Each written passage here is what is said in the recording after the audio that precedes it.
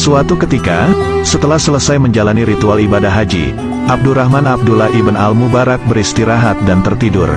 Dalam tidurnya ia bermimpi melihat dua malaikat yang turun dari langit, dan mendengar percakapan keduanya. "Berapa orang yang datang tahun ini untuk berhaji?" tanya salah satu malaikat kepada malaikat lainnya. 600.000 jamaah, jawab malaikat yang ditanya. "Berapa banyak dari mereka yang diterima ibadah hajinya?" Tidak satupun. Percakapan itu membuat sang Abdullah al-Mubarak gemetar. Ia menangis dalam mimpinya. Semua orang-orang ini telah datang dari belahan bumi yang jauh, dengan kesulitan yang besar dan keletihan di sepanjang perjalanan, berkelana menyusuri padang pasir yang luas, dan semua usaha mereka menjadi sia-sia, pikirnya. Sambil gemetar, ia melanjutkan mendengar percakapan kedua malaikat itu. Namun ada seseorang, yang meskipun tidak datang menunaikan ibadah haji, akan tetapi ibadah hajinya diterima dan seluruh dosanya telah diampuni. Berkat dia seluruh ibadah haji mereka diterima oleh Allah. Kenapa bisa begitu? Itu kehendak Allah. Siapa orang tersebut?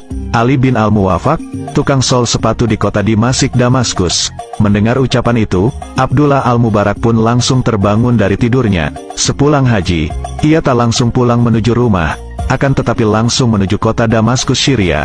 Hatinya terus bergetar dan bertanya-tanya.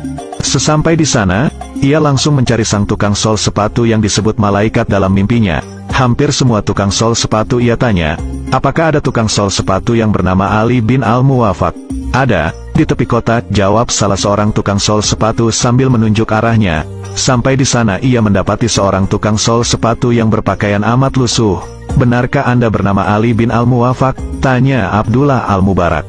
"Betul Tuan, ada yang bisa saya bantu? Saya hendak tahu, adakah sesuatu yang telah Anda perbuat, sehingga Anda berhak mendapatkan pahala haji mabrur? Padahal Anda tidak berangkat haji." "Wah, saya sendiri tidak tahu Tuan, coba ceritakan bagaimana kehidupan Anda selama ini." Maka Ali bin al-Muwafaq pun bercerita, "Sejak puluhan tahun yang lalu, setiap hari saya menyisihkan uang dari hasil kerja saya sebagai tukang sol sepatu. Sedikit demi sedikit saya kumpulkan, hingga akhirnya pada tahun ini, saya memiliki 350 dirham, cukup untuk saya berhaji. Saya sudah siap berhaji, tapi Anda batal berangkat haji. Benar, apa yang terjadi?" "Ketika itu, istri saya hamil dan mengidam. Waktu saya hendak berangkat, saat itu dia ngidam berat. Suamiku, adakah engkau mencium bau masakan yang nikmat ini?" "Iya, sayang, cobalah kau cari, siapakah yang masak sehingga baunya begitu nikmat. Mintalah sedikit untukku," pintanya. Kemudian saya pun mencari sumber bau masakan itu.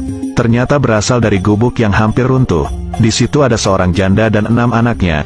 Saya mengatakan kepadanya bahwa istri saya ingin masakan yang ia masak, meskipun sedikit.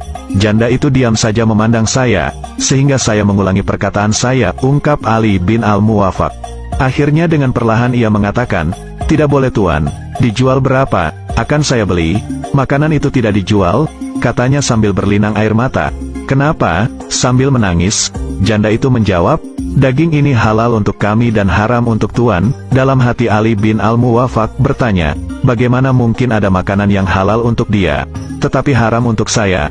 Padahal kita sama-sama muslim. Karena itu saya mendesaknya lagi, "Kenapa?" "Sudah beberapa hari ini kami tidak makan. Di rumah sama sekali tak ada makanan. Hari ini kami melihat keledai mati. Lalu kami ambil sebagian dagingnya untuk kami masak, dan kami makan." Dengan sesenggukan janda itu menjelaskan. Mendengar ucapan tersebut, saya menangis, kemudian kembali pulang. Aku ceritakan perihal kejadian itu pada istriku. Ia pun menangis. Hingga akhirnya, kami memasak makanan dan mendatangi rumah janda tersebut. "Ini kami bawakan masakan untukmu." Uang peruntukan haji sebesar 350 dirham pun saya berikan pada mereka. "Pakailah uang ini untukmu sekeluarga. Gunakanlah untuk usaha, agar engkau tidak kelaparan lagi." Mendengar cerita tersebut, Abdullah al-Mubarak pun tak bisa menahan air matanya. Ternyata inilah amalan yang dilakukan oleh Ali al-Muwafaq sehingga Allah menerima amalan hajinya meskipun dirinya tidak berkesempatan menunaikan